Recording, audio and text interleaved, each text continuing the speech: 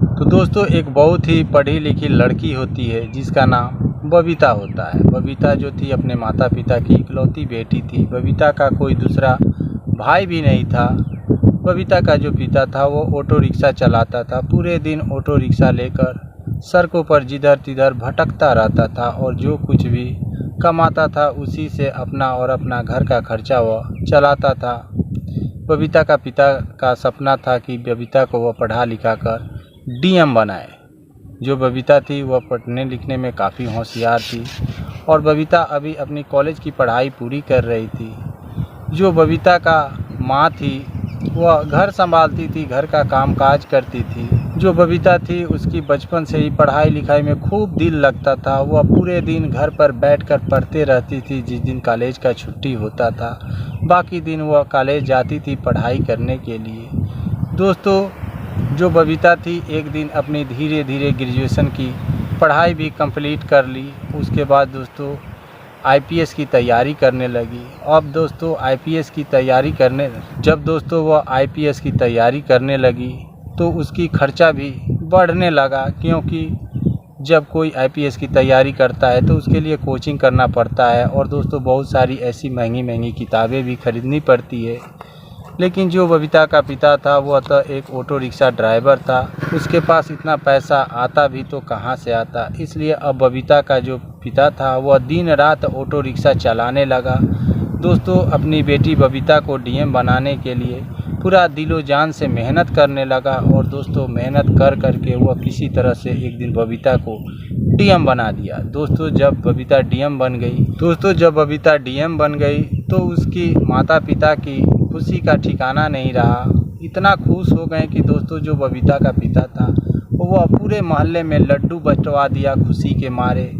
जो भी बबीता के घर के आस पड़ोस के लोग थे वे सभी लोग बबीता के डीएम बन जाने के बाद उसके घर पर आए मिलने के लिए। बहुत सारे बधाइयाँ दिए बबीता को।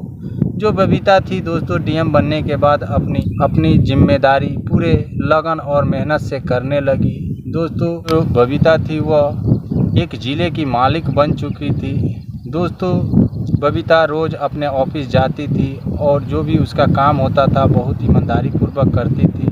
खास करके जो भी गरीब तबके के लोग बबीता के पास जाते थे अपना फरियाद लेकर, बबीता उनकी सुनती थी और जो भी उनकी दिक्कत परेशानी होती थी वह तुरंत सॉल्व कर देती थी। दोस्तों एक दिन की बात है, बबीता अपने कार से ऑफिस जा रही थी, तभी दोस्तों रास्ते में बबीता को चक्कर आ गया।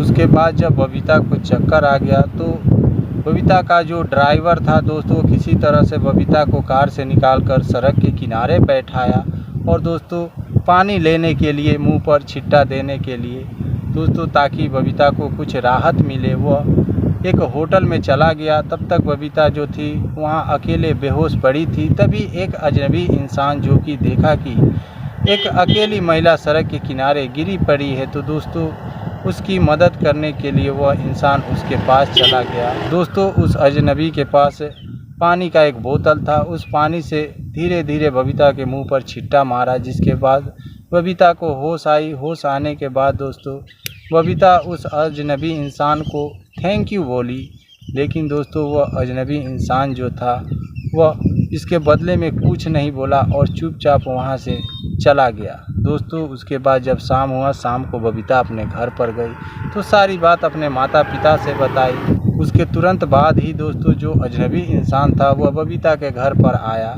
घर पर आने के बाद जो बबीता थी वो अपने माता पिता से कहने लगी कि देखिए यही इंसान है जो मुझे आज बचाया है। उसके बाद दोस्तों जो बबीता का पिता था वह अपना सर शर्म से नीचे झुका लिया। यह सब देखकर बबीता जो थी हक्की बक्की रह गई। वह समझ नहीं पा रही थी कि आखिरकार मेरा पिता सर नीचे क्यों झुका लिया है। उसके थोड़ी देर के बाद दोस्तों जो बबीता थी इस राज को जानने के चक्कर में लग गई और वह अपने पिता से पूछने लगी कि पिताजी आप उस इंसान को देखने के बाद अपना सर शर्म से नीचे क्यों झुका लिए। तो जो बबीता का पिता था दोस्तों पहले तो वह कुछ नहीं बता रहा था, लेकिन बाद में बोला कि बेटी वो इंसान कोई अजनबी नहीं है, दरअसल वह तुम्हारा पति है। दोस्तों इतना बात सुनने के बाद बबीता के पैरों तले ज़मीन खिसक गया और बोलने लगी कि ये कैसे हो सकता है। उसके बाद बबीता का जो पिता था वह सारा बात बताया कि बबीता जब तुम 5 साल की थी तभी तुम्हारी शादी हो गई थी और वह इंसान तुम्हें गौना छोड़ दिया था घर पर ही।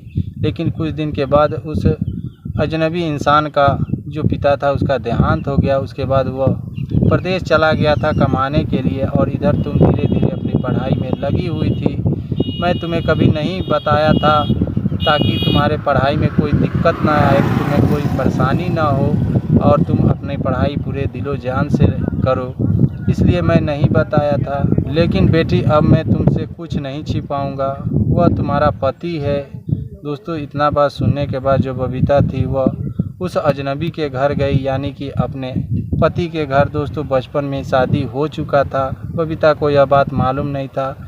उसके घर जाने के बाद दोस्तों बबीता जो थी वह माफ़ी मांगी, बोली कि मैं नहीं जानती थी आपके बारे में और न ही मेरा पिता कभी बताया था, इसलिए माफ़ी चाहती हूँ। उसके बाद दोस्तों बबीता बोली कि मैं तो अब डीएम बन चुकी हूँ, लेकिन इससे कोई बात नहीं है। मेरी शादी यदि बचपन में ही मेरा पिता आपके साथ कर दिया है तो मैं अब भी आपकी पत्नी बनने के लिए राज़ी हूँ। उसके बाद दोस्तों जो डीएम साहिबा थी पूरे धूमधाम से पूरे शहर के सामने अपनी शादी रचा ली। शादी रचाने के बाद दोस्तों वह हंसी खुशी से अपने पति के साथ रहने लगी। और दोस्तों आज की कहानी यहीं तक थी। आपको कैसी लगी कमेंट में ज़रूर बताइएगा। तब तक के लिए जय हिंद जय भारत।